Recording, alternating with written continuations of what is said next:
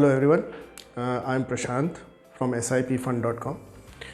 As part of the investor education program on fixed deposits and debt mutual funds, here is another episode where we will talk about how the interest rates of the fixed deposits have moved in last 10 years, 20 years, and how the interest rates would change in next 20 years.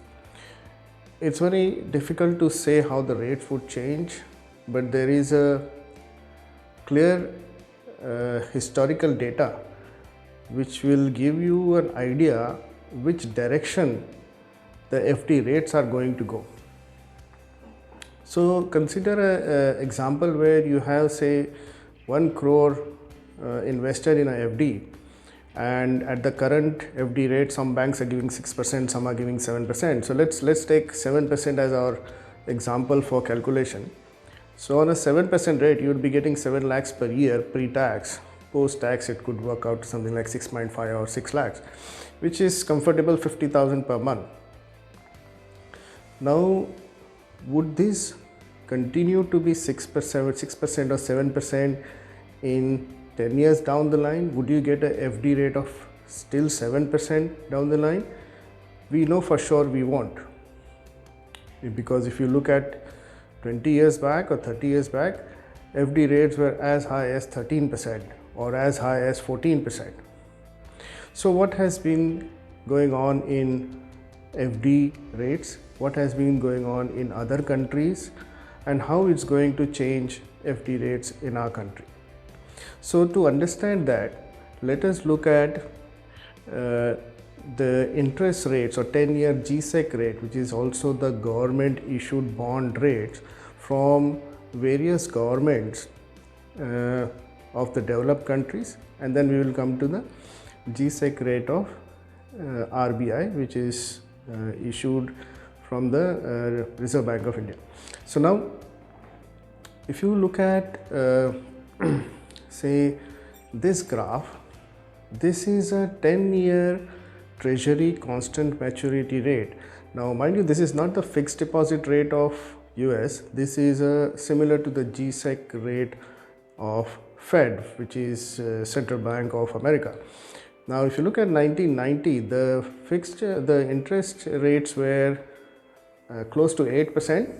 It moved from 8 to 8.5, 9%, and then it basically came back to 1.5, 1% in 2020. So you see the moment, there is a variation across the period, but still the trend is basically downwards.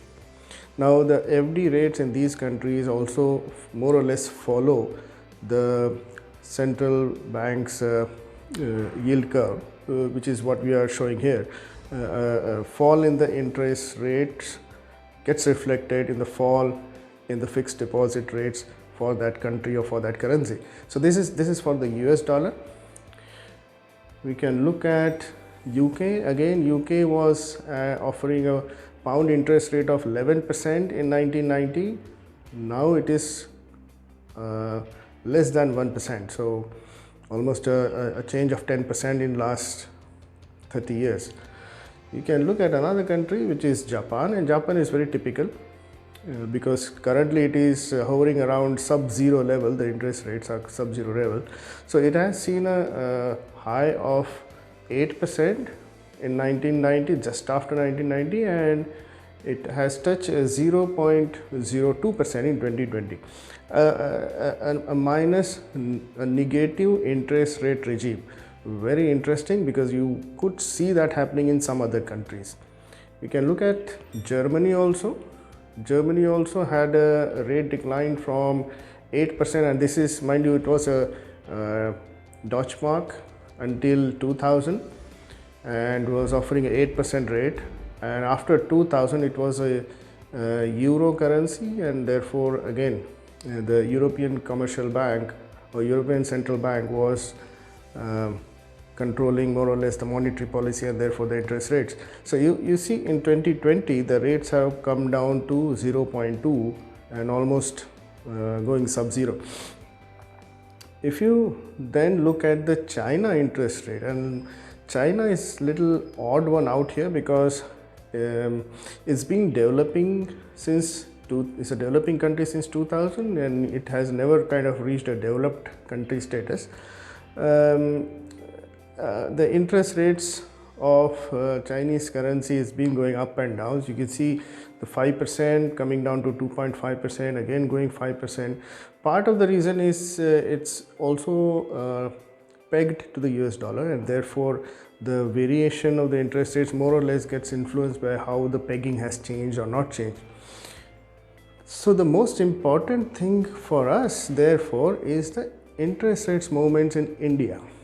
So now these are 10-year government bond rates which have moved from 13% 1990 to current rate of close to 6%, and these are GSEC rates, which is government security rates. Now how GSEC rates and FD rates, there's not much difference in terms of the trend. So if the GSEC rate currently it is around 6%, you are getting a FD of close to 6.5 or 7%. The point we have to grab here is the government yield rates across the country. If you look at it, it's been falling. So USA has gone down from 8% to 1.5, UK has gone down 11% to 1.1%, Japan has gone sub-zero, Germany has gone 0.2, and we are from 13% to at 6.5%. Now the trend is clear that the interest rates are falling. They've been falling for last 30 years. Would they fall for next 30 years? Remains to be seen. But there is a strong evidence that the interest rates would further fall. Now for a comparison, you look at the countries like US, UK, Germany, Japan. These have been developing countries in the 60s and 70s, and the 90s onward they were more or less developed countries. And if you look at India now, we are still a developing nation, and we are already at 6.5%.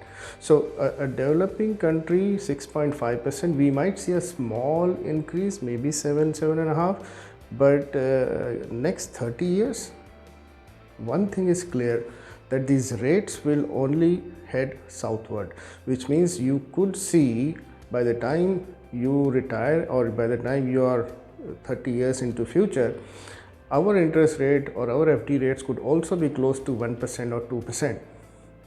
The point is, our example where somebody had 1 crore and he was enjoying a 7% interest on it, 30 years down the line, he may not get 7%. He might just get 1 lakh. So what should we do now? What should we do about it? One of the many things that you can do is save more. So somebody who was planning to have maybe 1 crore in 30 years time, he should look at maybe 2 crore or maybe 3 crores, depending on how the interest rates would fall, how fast they would fall. So if it's going to be 7% to movement from current level to say 3% in say 30 years time, then obviously you need to double your retirement corpus or the deposits amount, so that your cost of living is not affected.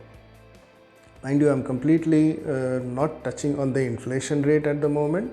We'll do that in some other episode, but in this episode the idea was to show how the interest rates have moved from 10% level for various developed nations to almost zero or sub-zero, and this is something that is going to happen to Indian rupee also. So what we do, we save more, you be a little wise with your money, you need to devise a portfolio properly. By the time you are 60, you need to have a proper portfolio that you don't rely only on FD interest. You should have some rental income, you should have some dividends, you should have some bonds in your portfolio. Last and the most important thing is you should have an advisor who would tell you how your portfolio should be designed today. In the fixed deposit scenario, most of the time what we do is we park the money in the fixed deposit and we take the interest. And going forward, if somebody is going to rely on only the fixed deposits interest income for his livelihood is going to be very, very difficult. And therefore, let us devise a portfolio for each one of us, and let us plan in such a way that the falling interest rates impact can be mitigated or minimized. So with that, I am closing this session, and thank you very much for joining us, and feel free to give comments or give a feedback on this on the comment section. Thank you very much.